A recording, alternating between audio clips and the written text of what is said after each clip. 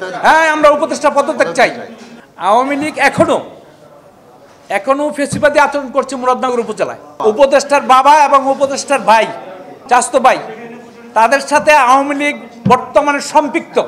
আওয়ামী লীগের যত সন্ত্রাস ছিল ইউসুফ আব্দুল্লাহর, সব সন্ত্রাস তার চারিপাশে ঘুরতেছে। হুন্ডার মহড়া দিয়ে এখনো মুরাদনগরে আওয়ামী লীগের সন্ত্রাসীরা চলাফেরা করছে।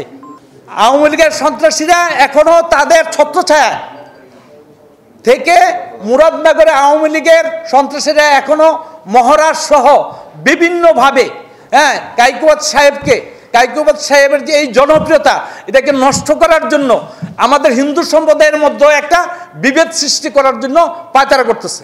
এবং আজকে আমি যখন রওনা হই, গাড়িতে ওঠার 5 মিনিট পূর্বে আমার বাড়িতে উপদেষ্টার বাবা 2 জন হিন্দু প্রতিনিধি পাঠাইছি।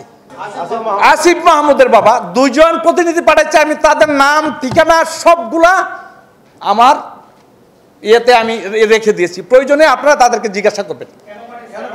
আমি যেন এই প্রোগ্রামে না আসি, তাদেরকে নিয়ে যেন আমরা না আসি।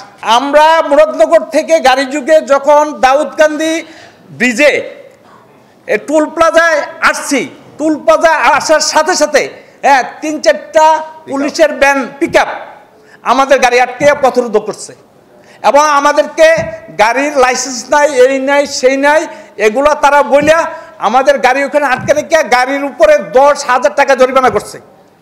আমরা অসহায় হয়ে আমরা রাস্তা থেকে একটি লোকাল বাস নিয়ে আমরা এখানে এসে হাজির হয়েছি। উপদেষ্টার বাবা এবং ভাই তাদের ছত্রছায়াতে আওয়ামী লীগ থাকতেছে। বিগত 25 বছর, তারপরে আওয়ামী লীগ সরকারের 15 বছর, এখন বর্তমানে আসার 8 মাস, ওনার শাসনামলে আমরা সাম্প্রদায়িক সম্পত্তি মুরাদনগরের কোনো বিনষ্ট হয় নাই। উনি থাকাকালীন সময়ে মুরাদনগর উপজেলা কোনো মন্দির অথবা কোনো হিন্দু পরিবারে আক্রান্ত হয় নাই। কিন্তু বিগত আওয়ামী লীগ সরকার এই 15 বৎসরে আমাদের মুরাদনগরে তাণ্ডব চালিয়েছে। এর মধ্যে কুরবানপুর আমাদের সনাতন ধর্মের চেয়ারম্যান বনকুমার শিব, চেয়ারম্যান, তার বাড়িঘর হাজারো লোক গিয়ে দিনের বেলায় জ্বালিয়ে দিয়ে পুড়িয়ে ছারখার করে দিয়েছে। এবং বাখননগর গ্রামের আমাদের রাত্রে গোপনে আমাদের কালী মন্দির পুড়িয়ে দিয়েছে। এবং আমাদের দারুরা গ্রামে একটা মন্দিরের ওয়াল ভেঙে তছনছ করে দিয়েছে। সঠিক সত্য।